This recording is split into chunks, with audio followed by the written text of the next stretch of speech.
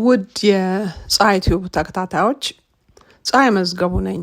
ባለፈው ያዘጋጀሁት የጀነራል መኮንን ደነቀን ታሪክ የተከታተሉ ሰዎች የልጅ ኢያሱ ሚካኤልን ልጅ የመላከ ፀሐይ ኢያሱን ታሪክ እንዳቀርብ ባሳሰቡኝ መሰረት የተደበቀውን የቤተሰብ ታሪክ እንደሚከተለው አቅርቤያለሁ።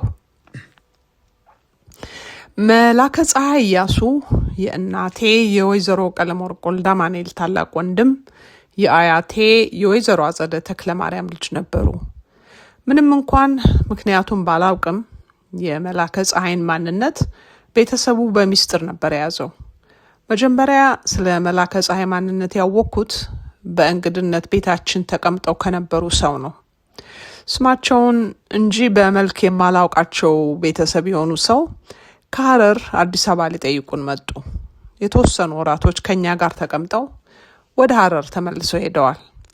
ስማቸው አቶ አርጋው ይባላል። የእናቴ ሞግዚት ነበሩ። በሕፃንነቷ ስላሳደጓት በጣም ተወዳቸው ነበር። አብዬ እያለች ነበር የምትጠራቸው። በጣም ተግባቢ ሰው ነበሩ። እኛም ደግሞ ልጆቹ እየለመድናቸው ስንሄድ በጣም ወደድናቸው።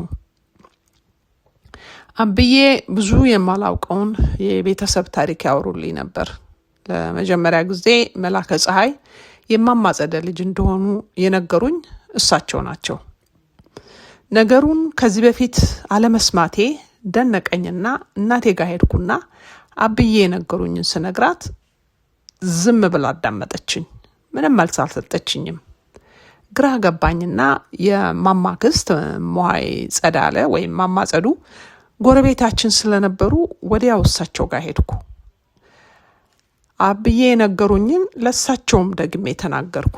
እሳቸውም ብዙ ለመናገር አልፈለጉም። ብቻ እህታቸው ማማ አጸደ ታላቃቸው ስለነበሩ አባዬ እያሉ ነው የሚጠሯቸው። በአጭሩ እንዲህ አሉኝ። ልክ ነው፣ አባዬ ገና በልጅነት እድሜዋ እንግዳ እሸት የሚባል ልጅ ነበራት። አባቱም ልጅ ኢያሱ ናቸው።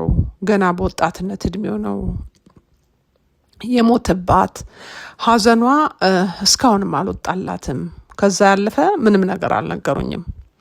ማማ አጸደ ብዙ ጊዜ የሚገጥሙት የማረሳው አንድ ግጥም ነበራቸው። አሁን ማን ያውቀዋል የሆድን በሽታ፣ አሁን ማን ያውቀዋል የሆድን ህመም፣ ማጭድ አይገባበት በእጅ አይታረም ይሉ ነበር። አሁን እኔም የሁለት ልጆች እናት ስለሆንኩ የልጅን ፍቅር አውቀዋለሁ። ጉዳታቸውንም መገመት እችላለሁ። ማማ አጸደ ብዙ ታሪክ ያላቸው ሴት ናቸው። አጎቴ ጋሽ ከበደ መስፍን ስለ መላከ ፀሐይ በምኒልክ መጽሔት ላይ በሁለት ኮለም በአንድ ገጽ የተጻፈ ታሪክ ልኮልኝ ነበር። የታተመው ህዳር 2 ቀን 1993 ዓ.ም ሲሆን ምን ያህል እናውቃቸዋለን? መላከ ፀሐይ ኢያሱ ለአንድ ዓመት ከአንድ ወር ብቻ የነገሰ ወጣት ኢትዮጵያዊ በሚል ርዕስ የተዘጋጀ ታሪክ ነበር። ጽሑፉ ሲደርሰኝ መጀመሪያ ትዝ ያለኝ አብዬ የነገሩኝ ታሪክ ነው።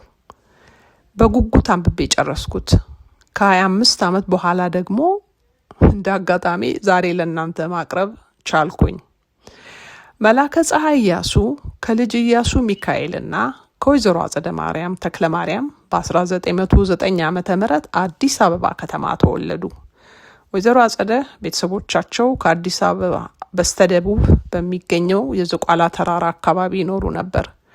አባታቸው መጋቢ ተክለ ማርያም ባንተጠና የዝቋላ አቡነ ገብረ መንፈስ ቅዱስ ገዳም አስተዳዳሪ ነበሩ።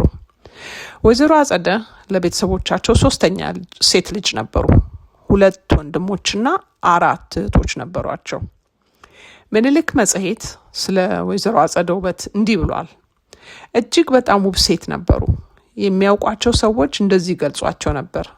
ወይዘሮ አጸደ ልቅም ያለች ቆንጆ ነበረች። ትልልቅ የሚያምር አይኖችና ስልክክ ያለ አፍንጫ ከረጅም ውብ ጸጉር ጋር አድሏታል። ጸጉሯ ልክ የወንዶችን ጸጉር ይመስላል። በተመጣጠነ ተክለ ሰውነት የታደለች ነበረች። እዚህ ላይ ሌላ የማማ አጸደ ግጥም ትዝ አለኝ። ጸጉርሽ ያቤሴሎም ማዛሽ ገነት ያቸው ወይዘሮ አጸደ አትሰማም አትለማም እኛ እዚህ ስንሞት የሚል ግጥም እንደተገጠመላቸው ነግረውኛል። ከምትመለከቷቸው ፎቶ ላይ አንድ ሴት ሁለት ሹሩባ ተሰርታ የሚያሳየው የአክስቴ የትዬ ስመኝ ጓደኛ እቴቴ የምትባል የማማጸደን የተቆረጠ ጸጉር ቀጥላ የተነሳችው ፎቶ ነው። ጸጉራቸውን ለምን እንደተቆረጡ ደግሞ ሌላ ራሱን የቻለ ታሪክ ነው። አሁን እዛ ውስጥ አንገባም። ምኒልክ መጽሔት ጽሑፉን ሲቀጥል እንዲህ ብሏል። ከዕለታት አንድ ቀን ወደ ዝቋላ የወረዱ ልጅ ኢያሱ በወጣቷ ውበት ተማርከው ለኢያሱና ለአጸደ ማርያም ግንኙነት መነሻ ሆነ። በአንድ አጋጣሚ አጸደ ማርያም ጸነሱ። 9 ወር ሲሞላው ልጁን ለመገላገል የአጼ ምኒልክ አጎት ልጅ ወይዘሮ ፀሐይ ወርቅ ዳርጌ መኖሪያ ቤት ተወሰዱ። ወይዘሮ አጸደ ማርያም ወንድ ልጅ ተገላገሉ። ስሙም እንግዳሸት ተባለ። ልጅ ኢያሱም ከወቀሳና ከባህላዊ ትችት ለመዳን አካባቢውን ጥለው ሄዱ። ልጁ ሲወለድም ሚስጥሩን ለመጠበቅ ከፍተኛ ጥንቃቄ ተደርጓል። ለዚህም የፀሐይ ወርቅ ዳርጌ አስተዋጽኦ ከፍተኛ ነበር።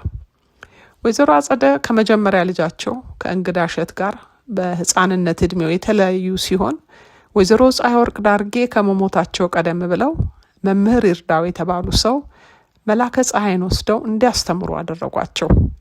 ለዚህ አገልግሎታቸውም መሬትና ልዩ ልዩ ጥቅም እንዲያገኙ ተደረገ። መምህር ይርዳው ቡልጋ ውስጥ የሚገኘው የአብዬ ገዳም ኃላፊ ነበሩ። መልአከ ፀሐይ ኢያሱ እዚያው ተቀምጠው በቤተ ክህነት ደንብ ትምህርታቸውን ተከታትለዋል። ከወይዘሮ ፀሐይ ወርቅ ዳርጌ ሞት በኋላ ግን መምህር ይርዳው የመላከ ፀሐይ ኢያሱን የህይወት ምስጢር መጠበቅ አልቻሉም። ስለዚህም ለንግስት ዘውዲቱና ለአልጋ ወራሽ ራስ ተፈሪ ድብቁን ምስጢር ይፋ አደረጉ። ንግስት ዘውዲቱም የእህታቸውን የልጅ ልጅ መላከ ፀሐይን ቤተ መንግስት በአስቸኳይ እንዲመጣ አዘዙ። ለማሳደጊያ የሚሆን በቂ ገንዘብ ተመደበላቸው። ተፈጻሚነቱ ለራስ ተፈሪ ተሰጠ።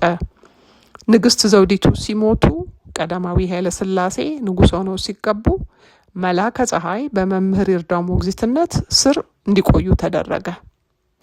የጣሊያን ወረራን ተከትሎ አጼ ኃይለ ሥላሴ አገር ጥለው ሲሰደዱ ህዝቡ ከጎኑ ሆኖ ኢጣሊያኖችን የሚወጋና የሚያዋጋ መሪ ፈለገ።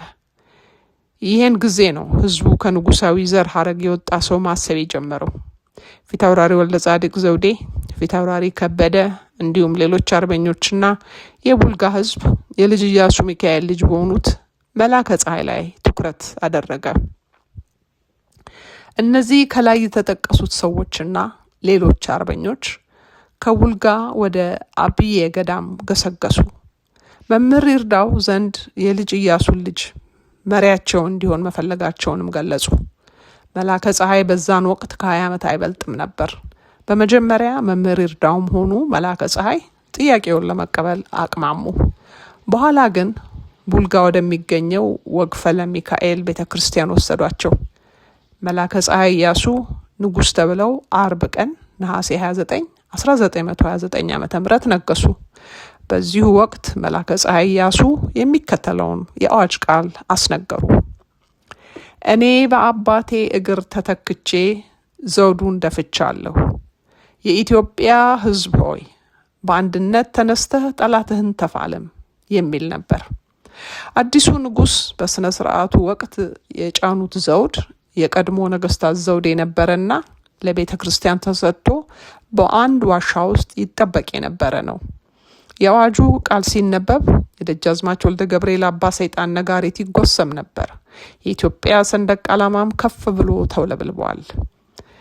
ይህ ንግስናና የአዋጅ ቃል ውሎ ሳያደር በደጃዝማች አውራሪስ ዱላ፣ በባላምባራስ አበበ አረጋይ በኋላ ራስ፣ በደጃዝማች ዘውዱ አባ ኮራን፣ በልጅ ኃይለ ማርያም ማሞ፣ በአቶ አያለ ገብሬና በሌሎችም ጆሮ ውስጥ ገባ። ይኸው ዜና ሊደርስ የቻለው በደጃዝማች መንገሻ ወሰን አማካኝነት ነበር። የንጉሱ ማህተም በብላታ እማላፍ ህሩይ ተዘጋጀ።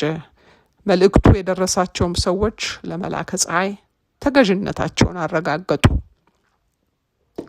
ጉዳዩን የሰሙትም ጣሊያኖችም የኤርትራና የሶማሌ ተዋጊዎችን የማሰባሰብ ሙከራ ጀመሩ። ኃይላቸውን አደራጅተውም መላከ ፀሐይንና ሌሎች አርበኞችን ከበቧቸው። ለ8 ተከታታይ ቀናትም ውጊያ ያደረጉ። በዚህን ጊዜ እስከ 485 የሚደርሱ አብያተ ክርስቲያኖች መውደማቸው ይነገራል። አርበኞቹ ወደ ኋላ በማፈግፈግ አንኮበር አካባቢ መሸጉ።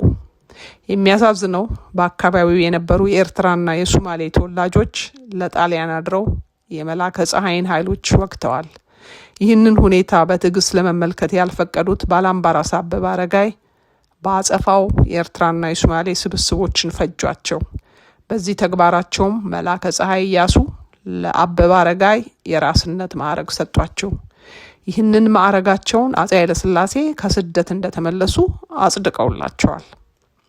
ራስ አበበ በወቅቱ በ6 የኢጣሊያ ጀነራሎች ከሚመራው ጦር ጋር እየተተጋተጉ ሲሆን የ4ቱን አንገት ቀልተው ለንጉስ መላከ ፀሐይ አቅርበው እንደነበርም ታሪክ ይመሰክራል። መላከ ፀሐይ ኢያሱ ሳይታሰብ በድንገት በዕለተ መስቀል መስከረም 17 ቀን 1931 ዓ.ም በጠና ታመሙ።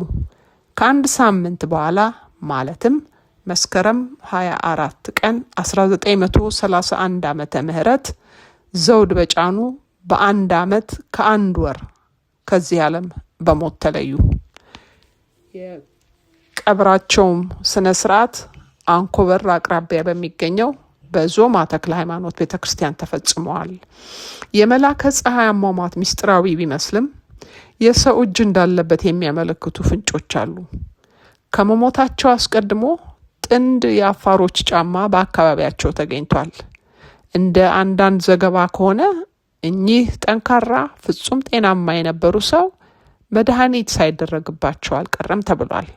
እንዲያውም በዚህ ጉዳይ ውስጥ የመላከ ፀሐይ መንገስ ካስኮረፋቸው ሰዎች መካከል ከበስተጀርባ ሳይኖሩበት አይቀርም ይባላል። መጽሔቱ የተጠርጣሪውን ስም ጽፏል። እኔ ደግሞ ስማቸውን ከመጥራት ተቆጥቤያለሁ።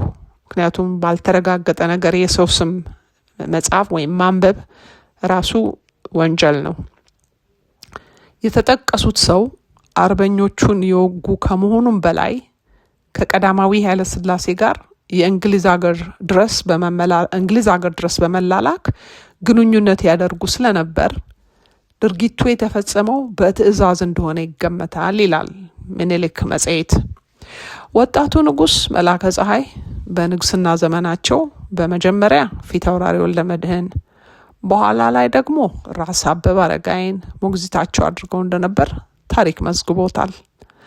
ወጣቱን ንጉስ በቅርብ የሚያውቋቸው ሰዎች እንደሚናገሩት ጠይም ቆንጆ እንደነበር ነው።